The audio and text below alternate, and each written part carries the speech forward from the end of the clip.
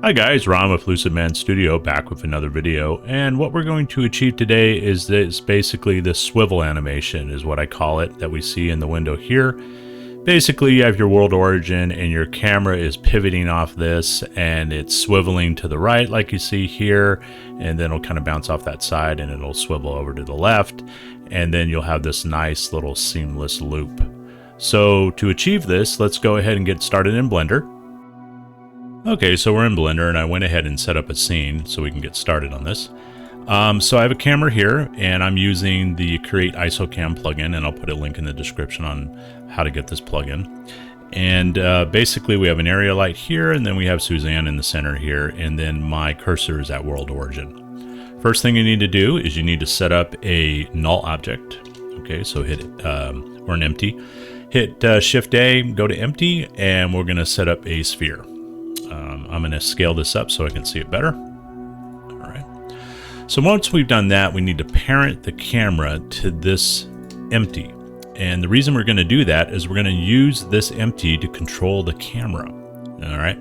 So now hit Control P, set parent object. All right. Once you've done that, we're going to start setting up keyframes for this. All right. So let me move up my timeline a little bit. So the first thing we want to do is we're going to rotate it 30 degrees into one direction, and then back 30 degrees in the other direction, and then back 30 degrees again. And that'll give us that kind of swivel animation that I'm talking about. All right, so the first thing we want to do, since we're at frame 1 here, and this is our starting point, we're going to hit I, and we're going to click on location and rotation, and that'll set up a keyframe for this point in our animation. Next thing we want to do, we want to go ahead 80 frames. So we're going to go over here and type in 80, and that'll take us to the 80 mark. And then we're going to RZ, and then we're going to hit 30, and I'm going to hit negative. Okay, so that'll start us banking off onto the left side. All right, so once we've done that, click off, hit I, location and rotation. All right, so now we'll go ahead and go another 80. So we're going to type in 160 here. So 160, and then we're going to make this go back to center. So RZ and then 30, and that'll put us back into the center location. Hit I, location and rotation. All right. So now we want to go to 240, and then we're going to hit RZ 30. This time we're going to hit negative, or no, we're going to hit positive. There we go. And then we're going to hit I and location and rotation. And then we'll move to our final frame, which is actually going to be 321, and you'll find out in a minute why we're using that. So 321, and then go to 321. Okay, and now we'll go back to center. So go ahead and hit R, Z, and then 30, and then hit negative.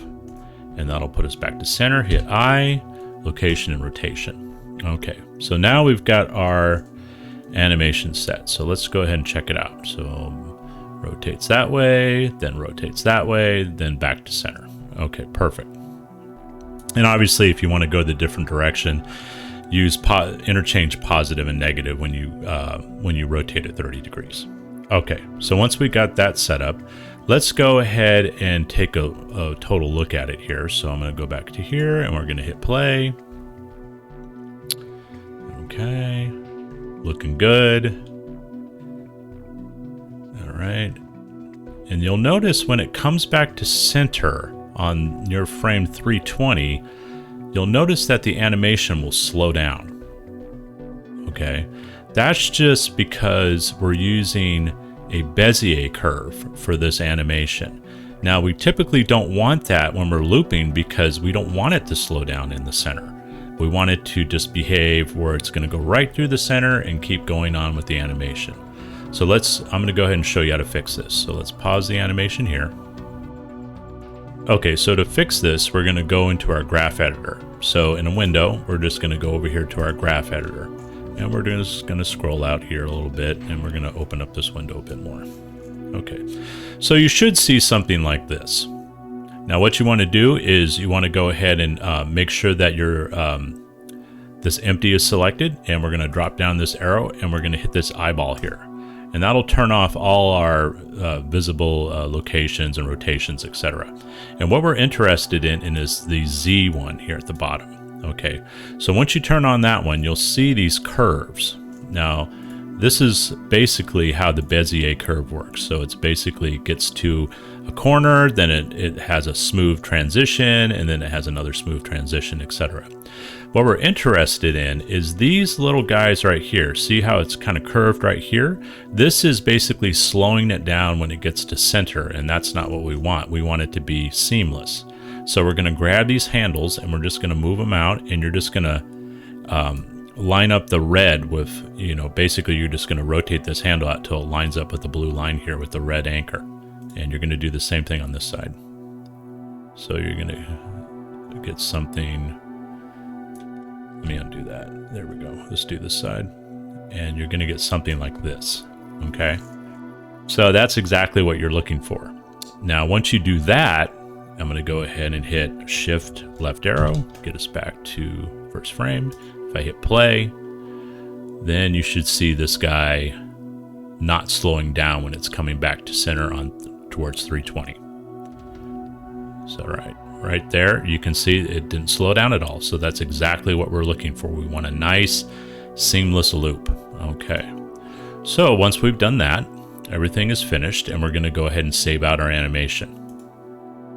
I'm going to go to solid mode because the animation will render quicker if we're not in render preview, or sometimes you'll have some GRAM errors or whatever, or VRAM errors.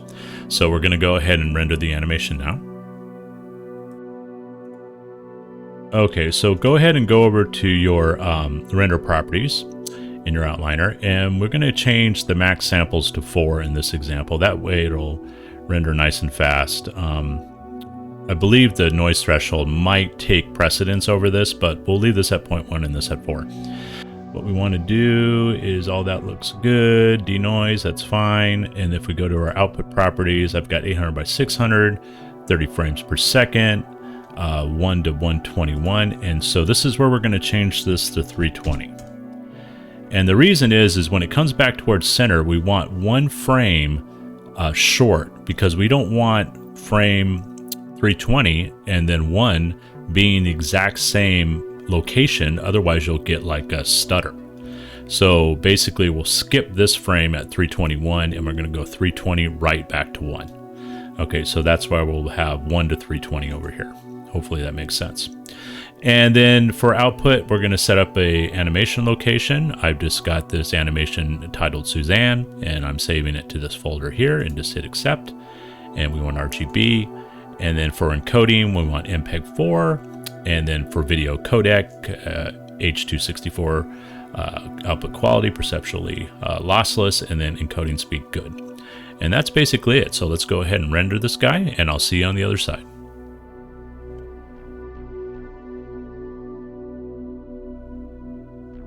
Okay, after the rendering's done, go ahead and play the animation, and you can see that we have our swivel animation, kind of like, swivel turntable, and it's totally seamless and it loops great.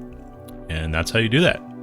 And it would be cool if you wanted to head over to my Instagram page at Lucid Man Studio and giving me a like on any of my images, or go ahead and follow me. That would be great. And I'll see you next time.